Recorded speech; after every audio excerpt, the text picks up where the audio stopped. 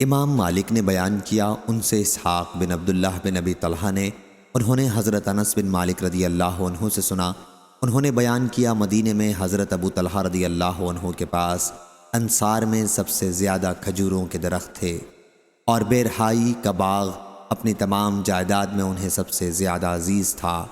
یہ باغ مسجد نبوی کے سامنے ہی تھا، اور حضور اکرم صلی اللہ علیہ وسلم بھی اس میں تشریف لے جاتے اور اس کے میٹھے اور عمدہ پانی کو پیتے۔ پھر جب آیت جب تک تم اپنی عزیز ترین چیزوں کو نہ خرچ کرو گے نیکی کے مرتبے کو نہ پہنچ سکو گے نازل ہوئی، تو حضرت ابو طلحہ رضی اللہ عنہ اٹھے اور عرض کیا، یا رسول اللہ، اللہ تعالیٰ فرماتا ہے کہ جب تک تم اپنی عزیز چیزوں کو خرچ نہ کرو گے نیکی کے مرتبے کو نہ پہنچ سکو گے، اور میرا سب سے زیادہ عزیز مال بے رحائی ہے، اور یہ اللہ کی راہ میں صدقہ ہے، اللہ ہی سے میں اس کے ثواب و اجر کی توقع رکھتا ہوں، بس یا رسول اللہ جہاں آپ مناسب سمجھیں اسے استعمال کریں۔ حضور صلی اللہ علیہ وسلم نے فرمایا، خوب، یہ فانی ہی دولت تھی، یہ فانی ہی دولت تھی، جو کچھ تم نے کہا ہے وہ میں نے سن لیا، اور میرا خیال ہے کہ تم اپنے عزیز و اقربا کو اسے دے دو۔ حضرت ابو طلحہ رضی اللہ عنہ نے کہا کہ میں ایسا ہی کروں گا یا رسول اللہ، چنانچہ انہوں نے وہ باغ اپنے عزیزوں اور اپنے ناتے والوں میں بانٹ دیا۔ عبداللہ بن یوسف اور روح بن عبادہ نے ذالک مال رابح ربح سے بیان کیا ہے، یعنی یہ مال بہت نفع دینے والا ہے۔ مجھ سے یحییٰ بن یحییٰ نے بیان کیا، کہا کہ میں نے امام مالک کے سامنے مال رائح رواح سے پڑھا تھا۔ صحیح بخاری حدیث نمبر 4554۔ حضرت انس رضی اللہ عنہ نے بیان کیا کہ پھر حضرت ابو طلحہ رضی اللہ عنہ نے وہ باغ حسان اور ابی رضی اللہ عنہ کو دے دیا تھا، میں ان دونوں سے ان کا زیادہ قریبی تھا لیکن مجھے نہیں دیا۔ صحیح بخاری حدیث نمبر 4555۔ موسیٰ بن عقبہ نے بیان کیا ان سے نافع نے اور ان سے حضرت عبداللہ بن عمر رضی اللہ عنہ نے کہ کچھ یہودی نبی کریم صلی اللہ علیہ وسلم کے پاس اپنے قبیلے کے ایک مرد اور ایک عورت کو لے کر آئے جنہوں نے زنا کیا تھا۔ آپ صلی اللہ علیہ وسلم نے ان سے پوچھا، اگر تم میں سے کوئی زنا کرے تو تم اس کو کیا سزا دیتے ہو؟ انہوں نے کہا کہ ہم اس کا منہ کالا کر کے اسے مارتے پیٹتے ہیں۔ آپ نے فرمایا، کیا توریت میں رجم کا حکم نہیں ہے؟ انہوں نے کہا، ہم نے توریت میں رجم کا حکم نہیں دیکھا۔ حضرت عبداللہ بن سلام رضی اللہ عنہ بولے کہ تم جھوٹ بول رہے ہو، توریت لاؤ اور اسے پڑھو اگر تم سچے ہو۔ جب توریت لائی گئی تو ان کے ایک بہت بڑے مدرس نے جو انہیں توریت کا درس دیا کرتا تھا آیت رجم پر اپنی ہتھیلی رکھ لی اور اس سے پہلے اور اس کے بعد کی عبارت پڑھنے لگا اور آیت رجم نہیں پڑھتا تھا۔ حضرت عبداللہ بن سلام رضی اللہ عنہ نے اس کے ہاتھ کو آیت رجم سے ہٹا دیا اور اس سے پوچھا کہ یہ کیا ہے؟ جب یہودیوں نے دیکھا تو کہنے لگے کہ یہ آیت رجم ہے۔ پھر حضرت صلی اللہ علیہ وسلم نے حکم دیا اور ان دونوں کو مسجد نبوی کے قریب ہی جہاں جنازے لا کر رکھے جاتے تھے رجم کر دیا گیا۔ میں نے دیکھا کہ اس عورت کا ساتھی عورت کو پتھر سے بچانے کے لیے اس پر جھک جھک پڑتا تھا۔ صحیح بخاری حدیث نمبر 4556۔ محمد بن یوسف نے بیان کیا، کہا ان سے سفیان نے، ان سے میسرہ نے، ان سے ابو حازم نے اور ان سے ابو ہریرہ رضی اللہ عنہ نے آیت تم لوگ بہترین امت ہو جو لوگوں کے لیے پیدا کی گئی ہو کے بارے میں کہا، تم لوگ لوگوں کے لیے سب لوگوں سے بہتر ہو، اور کہا ان کو گردنوں میں زنجیریں ڈال کر لڑائی میں گرفتار کر کے لاتے ہو، پھر وہ اسلام میں داخل ہو جاتے ہیں۔ صحیح بخاری حدیث نمبر 4557۔ عمر بن دینار نے کہا، انہوں نے حضرت جابر بن عبداللہ انصاری رضی اللہ عنہ سے سنا، انہوں نے بیان کیا کہ ہمارے ہی بارے میں یہ آیت نازل ہوئی تھی جب ہم سے دو جماعتیں اس کا خیال کر بیٹھی تھیں کہ ہمت ہار دیں، درا حالانکہ اللہ دونوں کا مددگار تھا۔ سفیان نے بیان کیا کہ ہم دو جماعتیں بنو حارثہ اور بنو سلمہ تھے، حالانکہ اس آیت میں ہمارے بودے پن کا ذکر ہے، مگر ہم کو یہ پسند نہیں کہ آیت نہ اترتی، کیونکہ اس میں یہ مذکور ہے کہ اللہ ان دونوں گروہوں کا مددگار سرپرست ہے۔ صحیح بخاری حدیث نمبر 4558۔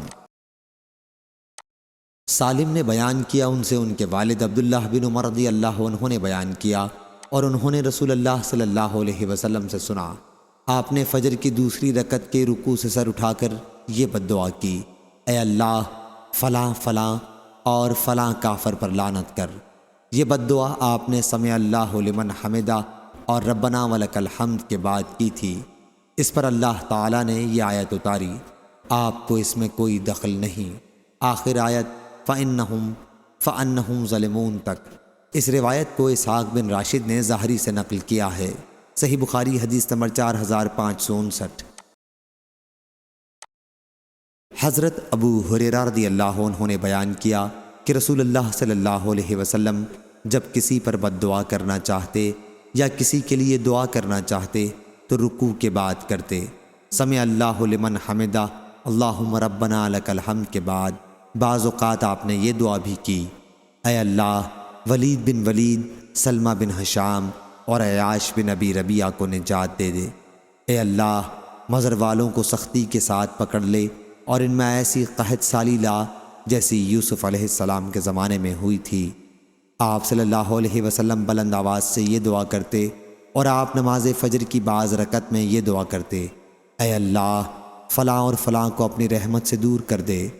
عرب کے چند خاص قبائل کے حق میں آپ یہ بد دعا کرتے تھے، یہاں تک کہ اللہ تعالیٰ نے یہ آیت نازل کی کہ آپ کو اس امر میں کوئی دخل نہیں۔ صحیح بخاری حدیث نمبر 4560۔ ابو اسحاق نے بیان کیا، کہا کہ میں نے حضرت براء بن عازب رضی اللہ عنہ سے سنا، انہوں نے بیان کیا کہ احد کی لڑائی میں رسول اللہ صلی اللہ علیہ وسلم نے تیر اندازوں کے پیدل دستے پر حضرت عبداللہ بن جبیر رضی اللہ عنہ کو افسر مقرر کیا تھا۔ پھر بہت سے مسلمانوں نے پیٹھ پھیر لی، آیت اور رسول تم کو پکار رہے تھے تمہارے پیچھے سے، میں اسی کی طرف اشارہ ہے۔ اس وقت رسول کریم صلی اللہ علیہ وسلم کے ساتھ 12 صحابیوں کے سوا اور کوئی موجود نہ تھا۔ صحیح بخاری حدیث نمبر 4561۔ حضرت انس رضی اللہ عنہ نے بیان کیا کہ حضرت ابو طلحہ رضی اللہ عنہ نے کہا، احد کی لڑائی میں جب ہم صف باندھے کھڑے تھے تو ہم پر غنودگی طاری ہو گئی تھی۔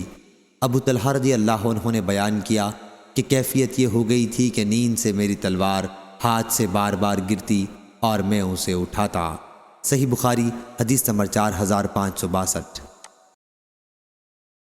ابو بکر شعبہ بن عیاش نے بیان کیا، ان سے ابو حسین عثمان بن عاصم نے اور ان سے ابو الضحیٰ نے اور ان سے حضرت ابن عباس رضی اللہ عنہ نے کہ کلمہ حسبنا اللہ و نعم الوکیل ابراہیم علیہ السلام نے کہا تھا اس وقت جب ان کو آگ میں ڈالا گیا تھا، اور یہی کلمہ حضرت محمد صلی اللہ علیہ وسلم نے اس وقت کہا تھا جب لوگوں نے مسلمانوں کو ڈرانے کے لیے کہا تھا کہ لوگوں یعنی قریش نے تمہارے خلاف بڑا سامان جنگ اکٹھا کر رکھا ہے، ان سے ڈرو۔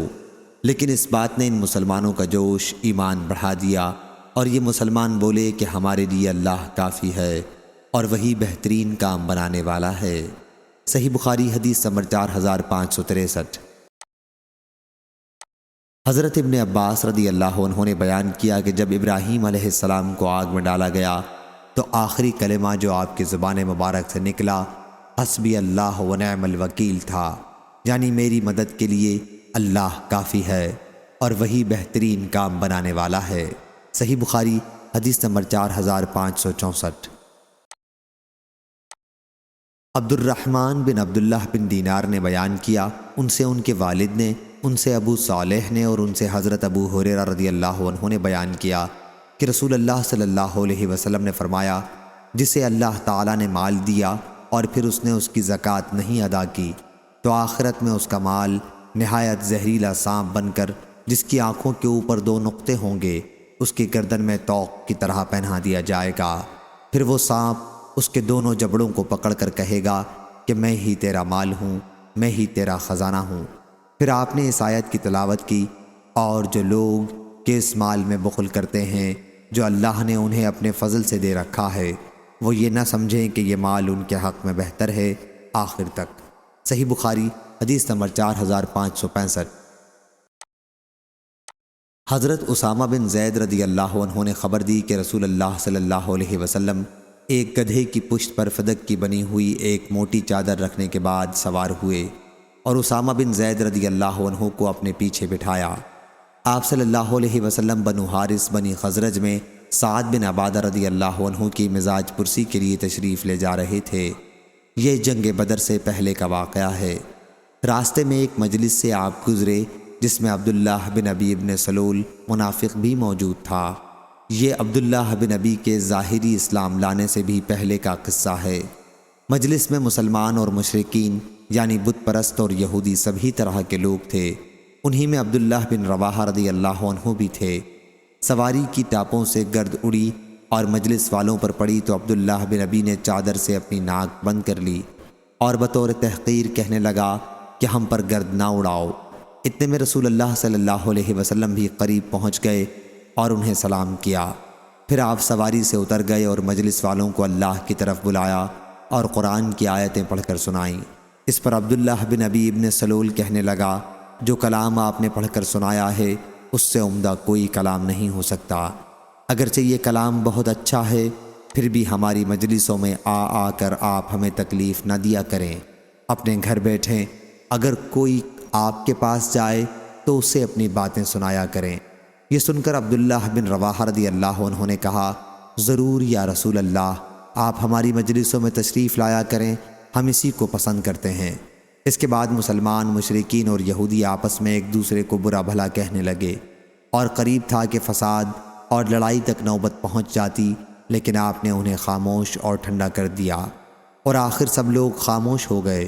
پھر آپ صلی اللہ علیہ وسلم اپنی سواری پر سوار ہو کر وہاں سے چلے آئے اور سعد بن عبادہ رضی اللہ عنہ کے یہاں تشریف لے گئے۔ حضور صلی اللہ علیہ وسلم نے سعد بن عبادہ رضی اللہ عنہ سے بھی اس کا ذکر کیا کہ سعد، تم نے نہیں سنا ابو حباب، آپ کی مراد عبداللہ بن ابی بن سلول سے تھی، کیا کہہ رہا تھا؟ اس نے اس طرح کی باتیں کی ہیں۔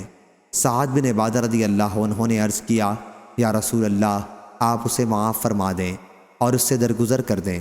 اس ذات کی قسم جس نے آپ پر کتاب نازل کی ہے، اللہ نے آپ صلی اللہ علیہ وسلم کے ذریعے وہ حق بھیجا ہے جو اس نے آپ پر نازل کیا ہے۔ اس شہر مدینہ کے لوگ پہلے اس پر متفق ہو چکے تھے کہ اس عبداللہ بن ابی کو تاج پہنا دیں اور شاہی امامہ اس کے سر پر باندھ دیں، لیکن جب اللہ تعالیٰ نے اس حق کے ذریعے جو آپ کو اس نے عطا کیا ہے اس باطل کو روک دیا تو اب وہ چڑھ گیا ہے، اور اس وجہ سے وہ معاملہ اس نے آپ کے ساتھ کیا جو آپ نے ملاحظہ فرمایا ہے، آپ نے اسے معاف کر دیا۔ حضور صلی اللہ علیہ وسلم اور صحابہ رضی اللہ عنہم مشرکین اور اہل کتاب سے درگزر کیا کرتے تھے اور ان کی اذیتوں پر صبر کیا کرتے تھے۔ اسی کے بارے میں یہ آیت نازل ہوئی، اور یقیناً تم بہت سی دل آزاری کی باتیں ان سے بھی سنو گے جنہیں تم سے پہلے کتاب مل چکی ہے، اور ان سے بھی جو مشرک ہیں، اور اگر تم صبر کرو اور تقوی اختیار کرو تو یہ بڑے عزم و حوصلے کی بات ہے۔ اور اللہ تعالیٰ نے فرمایا، بہت سے اہل کتاب تو دل ہی سے چاہتے ہیں کہ تمہیں ایمان لے آنے کے بعد پھر سے کافر بنا لیں، حسد کی راہ سے جو ان کے دلوں میں ہے، آخر آیت تک۔ جیسا کہ اللہ تعالیٰ کا حکم تھا، حضور اکرم صلی اللہ علیہ وسلم ہمیشہ کفار کو معاف کر دیا کرتے تھے۔